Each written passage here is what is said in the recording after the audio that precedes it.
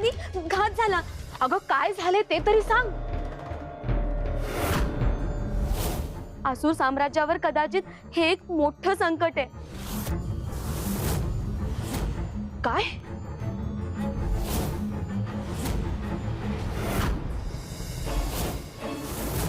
आई राजा, काय आहे? काय प्रकार आहे? भीषण आहे समद. हे काय झालं? कधी झालं? काल रातच्याला मी पिकाची राखण करण्यासाठी इथं शेतात थांबलो होतो. सकाळी उठून बघितलं तर ही अवस्था. अहो फक्त माझ्या शेताची नाही तर समद्याच शेताची अशीच अवस्था झाल्या बघा. हे असं अचानक कसं काय घडलं? कुठला रोग तर नाही आला ना पिकांवर? पिकावर रोग पडला तर एकट्या दुकट्या पिकावर पडतो, पण इथं समद्या फळभाज्या कुजून करपून जळून गेल्यात बघा. अहो गोणीत भरलेलं समद धान्य बी खराब व्हायला लागले. घरी पाहुणे येणार होते म्हणून फळभाज्या काढून ठेवल्या होत्या, त्या बी समद्या कुजायला लागल्यात. हे काहीतरी भयानकच संकट दिसायला लागले. पण या समजात म्या काय करू शकतो? आमचं थोडं दुःख हलकं व्हावं म्हणून आम्ही तुम्हाला सांगतोय बघा. खरं तर आम्ही आशा सोडून दिली होती. मग आम्ही लई विचार केल्यावर आम्हाला असं वाटलं की यातनं आम्हाला एकच व्यक्ती मदत करू शकते. कोण? अहो गावावर याआधी बी संकट आली होती. अहो तुमच्या घरावर बी किती संकट आली होती. तेव्हा फक्त एकाच व्यक्तीनं घराला वाचवलं होतं.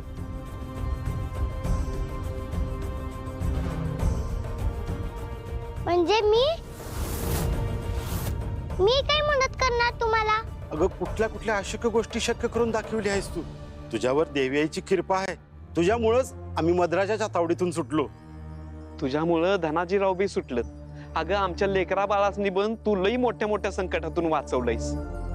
पोरी, तुझ्या अंगात खरंच काहीतरी दैवी गुण आहे. आम्ही लई विचार केला तर आम्हाला हेच जाणवलं की फक्त तूच यातनं मार्ग काढू शकतेस. गावातली ही अशीच परिस्थिती राहिली तर गावकऱ्यांचे लई हाल होतील.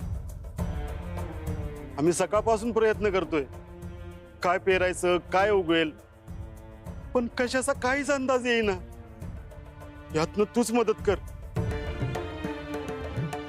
मदत कराय काही हरकत नाही, पण जगदंबा अजून लहान आहे. तिला शेतीतलं बी काही कळत नाही. तिला जमलं नाही तर? नाही जमलं तरी बी चालल. तसं बी आता आमचं डोसकं काय बी काम करेना. ही जो मार्ग निवडल तो आम्हाला मान्य आहे. त्यातनं जर गावाचा फायदा झाला तर गावावर उपकारच होतील बघ. अचानक हे मोठं संकट आणि हा मायावी दुष्काळ आला कुठून? यात असुरांचा हात तर नसेल ना? कारण काहीही असो, यावर उपाय काढणं महत्वाचं आहे. या परिस्थितीत कुठलं पीक उगेल याचं उत्तर मला शोधावं लागेल.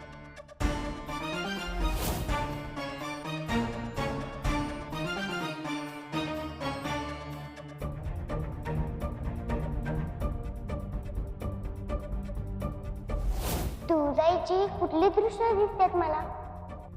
याचा अर्थ नीट समजून घ्यायला हवा.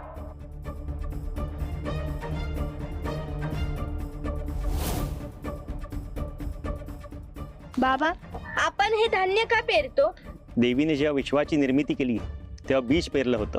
ते बीज अंकुरलं आणि सगळीकडे कसं हिरवगार, समृद्ध आणि संपन्न वातावरण झालं. आपण हे धान्याचं बीज पेरतोय ते त्याचंच प्रतीक आहे. हे फक्त धान्याचं बीज नाही तर आपली देवीप्रती असलेली श्रद्धा आहे, म्हणून आपण पेरत आहोत. त्यावर पाणी शिंपडा आणि या धान्याच्या बीजाची मनापासून काळजी घ्या आणि श्रद्धा जोपासा. ते उत्तर कसं शोधायचं हे कळलंय मला. परिस्थिती फारच गंभीर आहे आणि ही अशीच राहिली तर आपल्याला लवकरच कठोर निर्णय घ्यायला लागणार. दैत्यमाता, असुर नरेश काय झालं? आपल्या चेहऱ्यावर एवढं चिंतेचं सावट का आहे? राज्यावर प्रचंड मोठं संकट आलेलं आहे. आमच्या कानावर आलंय ते, पण नेमकं कोणतं संकट?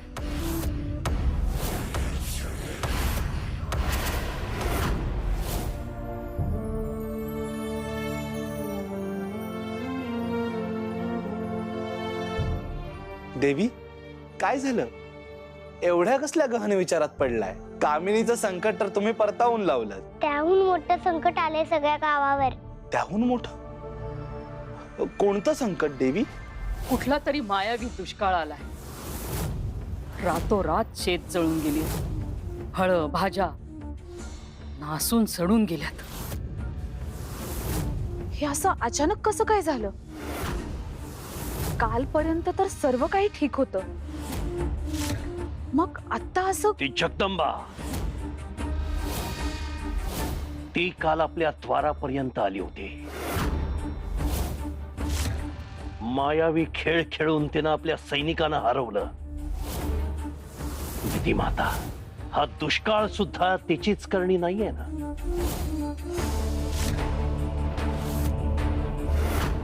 हो, निश्चितच त्या कामिनीमुळेच हा दुष्काळ पडला असणार. काल रात्री त्या कामिनीचा पराभव झाल्यानंतरच ह्या गावचं चित्र पालटलेलं दिसतंय. नाही नंदी महाराज, कामिनी मला शरण आली. तिनं हे केलेलं नाही. मग कुणामुळे झालंय हे? तेच शोधून काढायचे आपल्याला. असुरांपैकी कोणी हा दुष्काळ निर्माण केला असेल तर त्याला कठोर शासन द्यायचंय. आणि जर जगदंबानं हा निर्माण केला असेल तर तिला वठणीवर आणायचंय.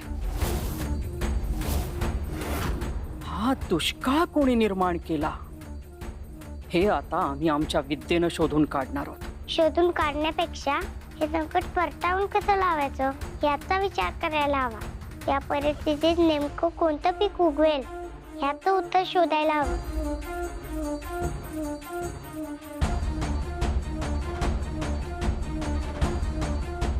ते उत्तर कसं शोधायचं ते मला कळलंय.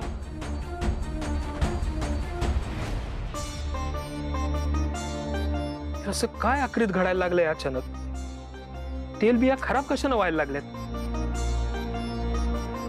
पावसानं कुजल्या म्हणावं तर सध्या पाऊस बी नाही. काय हो, काय झालं? अशा पोत्याकडे बघत काय बसलाय? अगं तेलबिया अचानक खराब झाल्यात आणि तसं व्हायचं काही कारण बी नाही. अगं बाई खरंच की, अहो घरातले खाण्याचे पदार्थ बी काय की खराब व्हायला लागले. आज सकाळी मळ्यातून चांगली ताजी भाजी घेऊन आली, ती बी काय की कुजून गेली. सकाळी दूध काढून घेतलं, ते बी नासून गेलं. काय होतंय काय कळत नाहीये हो. साधं सुद्धा वाटत नाही. मला तर वाटतंय का आपण 3.5 शक्तिपीठाचं दर्शन घ्यायला पाहिजे. शक्तिपीठाचं दर्शन घ्यायला जायचं असं कसं काय वाटायला लागलं तुला? माणसावर कुठलं बी संकट आलं तर तो देवीच्याच भेटीला जातो ना वा. अगं विचार चांगला आहे तुझा, पण आता ते शक्य नाही. अगं बाहेर असुरांचंच राज्य आहे आणि ह्यो दुष्काळ आजूबाजूच्या गावात बी पसरलाय अशी बातमी आहे कानावर. आता अशा समध्या परिस्थितीत एवढी मोठी यात्रा करायची म्हणजे कसं शक्य आहे सांग बरं? ते मला नाही माहित. आपण 3.5 शक्तिपीठाचं दर्शन करायला जायला पाहिजे, मला एवढंच कळतं. नाही आता तर ते काही शक्य नाही, पण माझ्या मनात एक गोष्ट आली. मी आलोच जरा जाऊ ना. बाबा, तुम्ही कुठं काय गावात चाललाय का? होय का ग? गावातल्या सगळ्या लोकांना देवळात बोलवता का? त्यांना जो प्रश्न पडलाय त्याचं उत्तर कसं शोधायचं हे मला कळलंय. खरंच? काय करणार आहेस तू? आहे काहीतरी मनात, पण त्यासाठी तुमची मदत लागेल बाबा. अगं गावासाठी काय बी करायला तयार असतो आपण, पण काय करायचंय ते तर सांग की. गावातल्या लोकांकडून शोधून 7 प्रकारची धान्य घेऊन या. गहू, ज्वारी, जवस, कारळे, साळी, करडई आणि हरभरा. जगदंबा, तुला एवढ्या प्रकारची धान्य आणि त्यांची नावं बी माहित आहेत?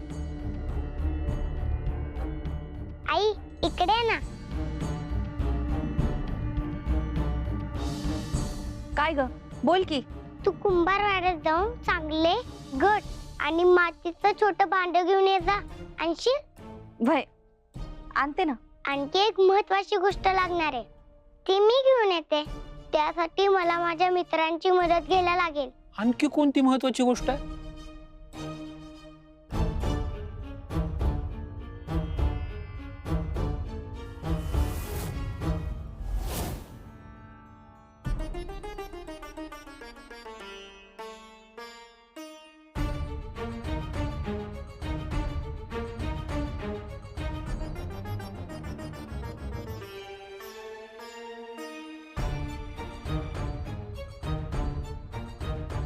काय रे पोरांनो, कसली धावपळ चालली तुमची? जय तयारी केली की पोरांनी? बघा की जगदंबा कुठं आहे?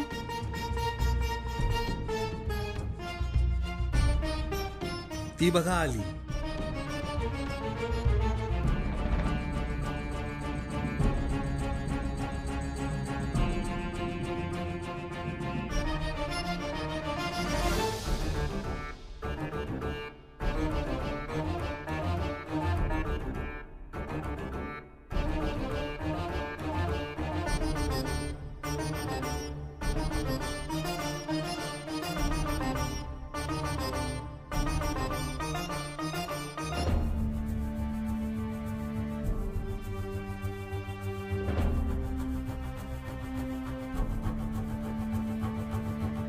हे बघा, ही आपल्या शेतातली माती आहे.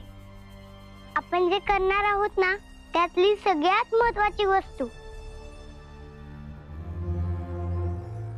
तुम्हाला जे आणायला सांगितलं होतं ते आणलं का? म्हणजे काय? हे काय समजा आणलंय?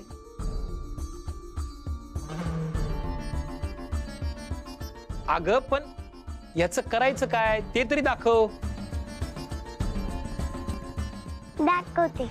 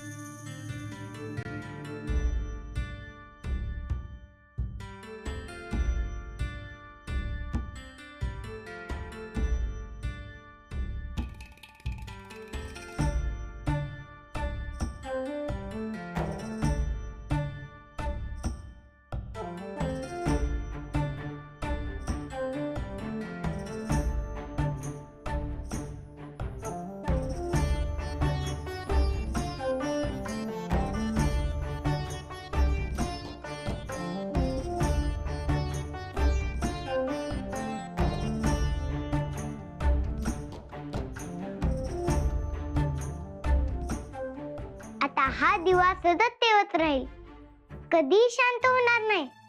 याची जबाबदारी नंदलाल काकांची.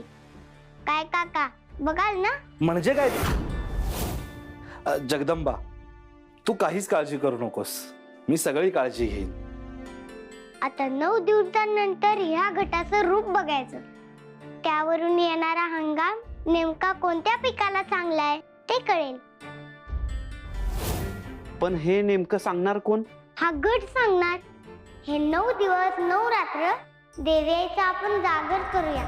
तिची कृपा होईल आणि आपल्याला उत्तर नक्की मिळेल. आणि हो, आईचा जागर करायचा असेल ना तर मी बी काहीतरी आणलं आहे.